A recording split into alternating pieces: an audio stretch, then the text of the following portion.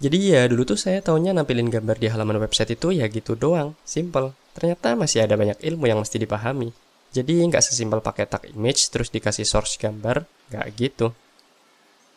Halo teman-teman semua, kembali lagi bersama saya Afif. Kali ini saya mau share tips nampilin gambar di web dengan cara yang profesional.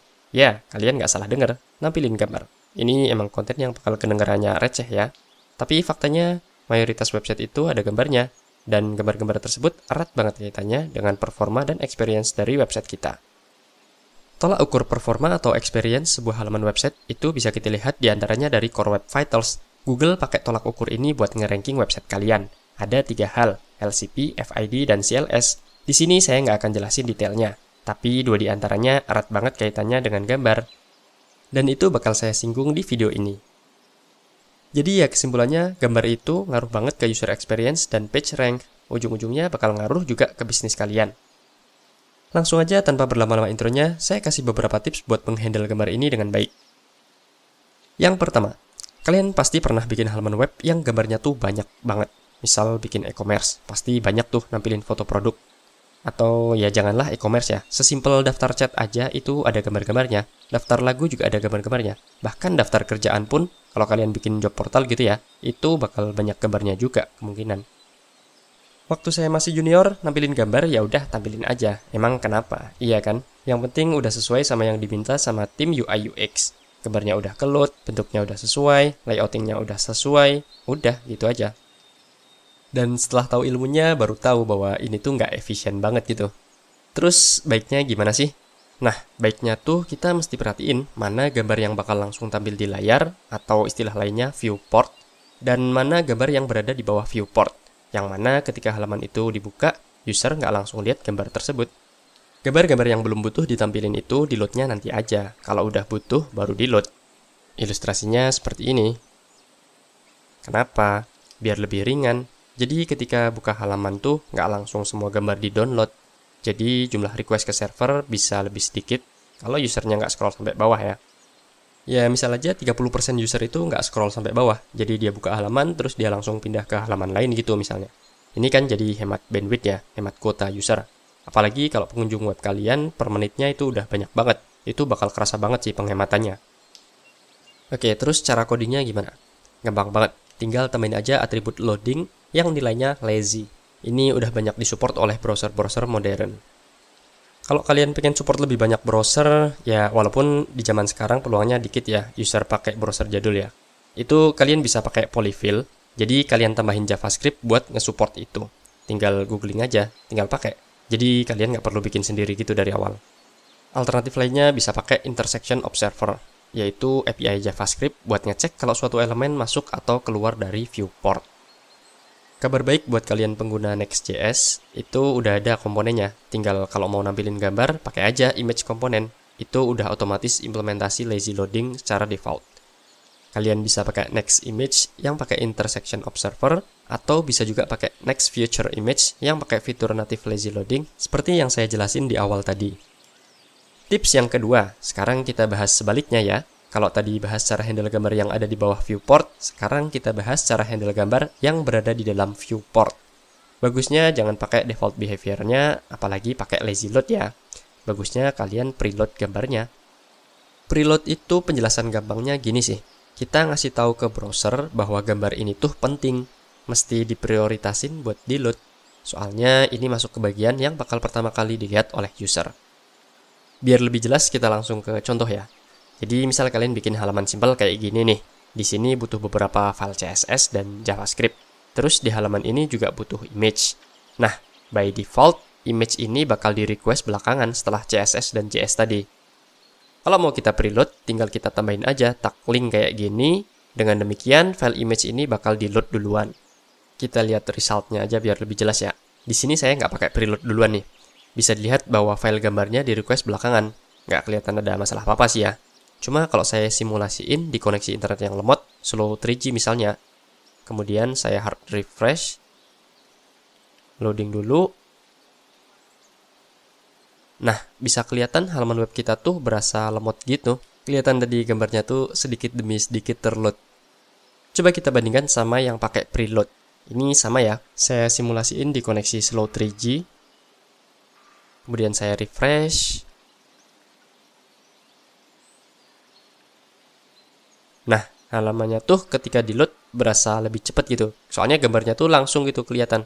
Gara-gara urutan ngeload aset-aset tadi tuh berubah. Di sini bisa dilihat bahwa image tuh naik prioritasnya. Dia di load duluan sebelum CSS dan JS. Ini ya, kalau saya jajarkan antara yang nggak pakai preload dan yang pakai preload. Bangunan latihan pertukangan. Di sini skill tukang dimainkan. Yang barusan saya jelaskan itu merupakan salah satu kunci sukses buat dapat skor RCP yang tinggi. Oh iya, kalau kalian pakai Next.js, kalian tinggal pakai aja property priority yang udah disediain. Nah, sebelum lanjut ke tips berikutnya, like dulu dong video ini kalau kalian ngerasa ini bermanfaat buat kalian. Biasanya kalau nonton udah sampai akhir malah cenderung lupa nge-like videonya kan? Oke, tips selanjutnya, gunakan format gambar yang optimal. Kalau kalian mau nampilin gambar vektor kayak gini, gunakanlah file SVG. Dengan catatan kalian memang punya file SVG-nya ya, bukan gambar raster yang sekedar extensionnya SVG aja gitu. Kemudian untuk gambar raster atau yang bukan vektor, gunakan WebP atau AVIF. SVG itu udah jelas bakal optimal banget buat gambar vektor. Ukurannya bakal kecil, soalnya dia tuh bukan mendefinisikan warna tiap titik ya, tapi dia pakai fungsi matematika gitu. Dan jadinya kalau di zoom pun nggak akan pecah. Kemudian untuk format gambar WebP, dia tuh merupakan format gambar yang bisa mengkompres gambar dengan baik, lebih baik dari JPEG dan PNG. Diklaim bahwa 26% lebih kecil dari PNG dan 25-34% lebih kecil dari JPEG.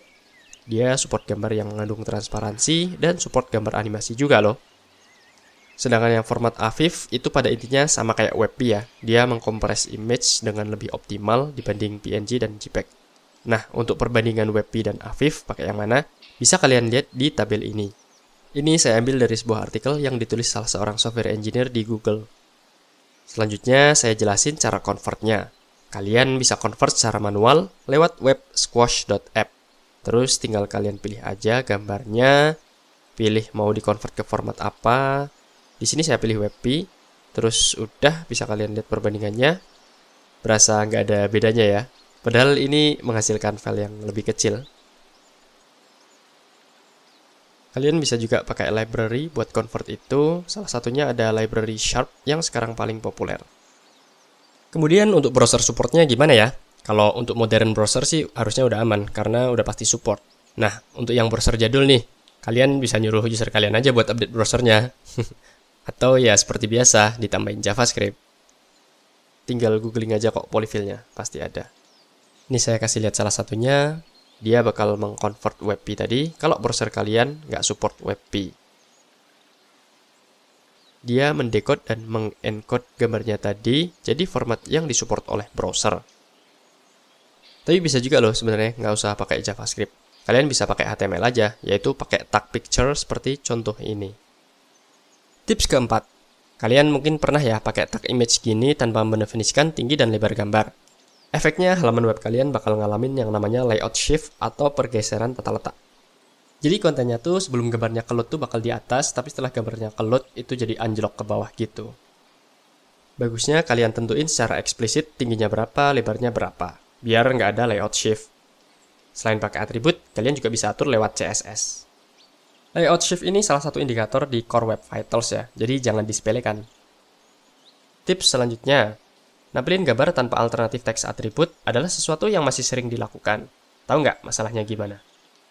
Kalau gambarnya gagal ke-load, entah karena emang filenya rusak, hilang, atau karena koneksinya lemot sampai gagal nge-load gambar, itu kita nggak bisa tahu tuh ini tuh gambar apa sebenarnya. Kalau ada alternatif teks atributnya kan kita bisa tahu itu gambar apa. Dan nggak cuma itu, ini juga kaitannya sama accessibility ya. Beberapa orang nggak seberuntung kita punya mata yang bisa lihat gambar secara langsung. Orang-orang tunanetra itu ngakses website pakai aplikasi yang namanya screen reader. Aplikasi itu bakal ngebacain konten website kita, termasuk ngasih tahu di web kita itu ada gambar apa. Kalau nggak ada alternatif atributnya, jadinya screen reader nggak tahu dong itu gambar apa. Dan berguna juga untuk search engine optimization. Biar kalau orang nyari gambar di Google, jadinya dikasih gambar dari website kita, dan akhirnya orang itu mengunjungi website kita. Saya rekap dulu sebelum saya tutup. Jadi tadi saya bahas 5 tips ya. Gunakan teknik lazy load untuk gambar-gambar yang ada di bawah viewport. Gunakan teknik preload untuk gambar-gambar yang penting untuk segera ditampilkan. Gunakan format gambar yang optimal. Hindari layout shift dengan menentukan secara eksplisit tinggi dan lebar gambar. Dan jangan lupa alternatif atributnya diisi ya. Sekian video penjelasan dari saya, semoga bermanfaat buat teman-teman semua. Jangan lupa like, share, dan subscribe ya. Sampai jumpa di video selanjutnya.